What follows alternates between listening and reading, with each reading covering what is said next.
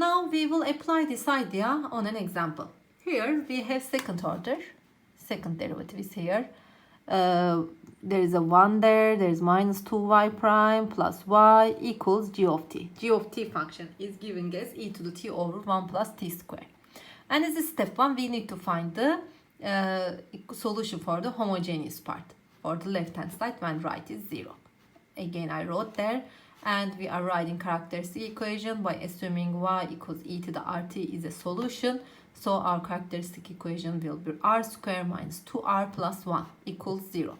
And if you take the roots of it, you can see that this is the same as r minus 1 square, and r equals 1 is a repeated root. So this is real and repeated root. If you remember in lecture 9, we had this table, and in this table we said that if we have real repeated roots, which means that if our roots are same, r1 and r2 is same, our solution, fundamental set of solution, one of them is e to the r1t, another one is t times e to the r1t, right? So we will be applying in here. One of them is e to the t, r is 1, that's why the coefficient of t is 1 here, and the another one is t times e to the t. Okay, you know it already. And after that, we are coming to the non-homogeneous solution, which is the particular solution. So gt, the right hand side function, is this one, and according to our formula, if you look at up there, we need to apply this u1 and u2. We need to find that so that we can find the y particular as u1 y1, u2 y2. And y1 and y2 are the solutions of homogeneous part, just as we find it there. That's why we need to find the Wronskian, because in our formula there is a Wronskian in the denominator. And I write the first solution y1, I write the second solution t times e to the t, and then for the second row I'm taking the derivatives. Derivative of e to the t is e to the t. Derivative of this one, I am using quotient rule or product rule, sorry.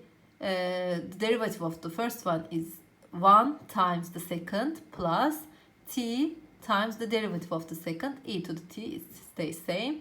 And for the determinant, we are multiplying this diagonal, e to the 2t plus t times e to the 2t minus the other diagonal. So this t to the t times e to the 2t's are gone, and the result is e to the 2t, as you can see, right? This is the Wronskian.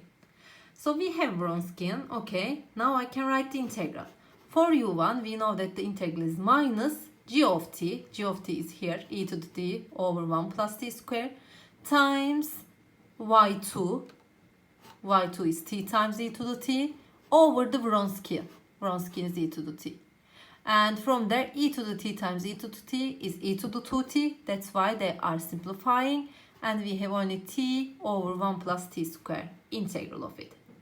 And for these integrals, you know that we need to be careful about if the derivative of the denominator is on the numerator, which is 2t. Since there is a t there, I can take this integral as ln function. So this is ln 1 plus t square, but since there is no 2 there, that's why I am dividing it by 1 over 2. And in here we are assuming always c 0 for this kind of problems. And for u2, there is a g of t, there is no negative there, and instead of y2 now we are using y1. For u2 we are using y1, for u1 we are using y2. It doesn't matter which one you say, u1 or u2, but you'll get the same answer anyways. And there again, these are simplified. This time you have 1 over 1 plus t square. Since there is no t term there, that's why this is coming as arctangent t. Okay? And since our particle solution was in that form, I found u1 here, I found u2 here. We already know what is y1 and y2. And then we are just multiplying these by y1 and y2, and I can find the particular solution.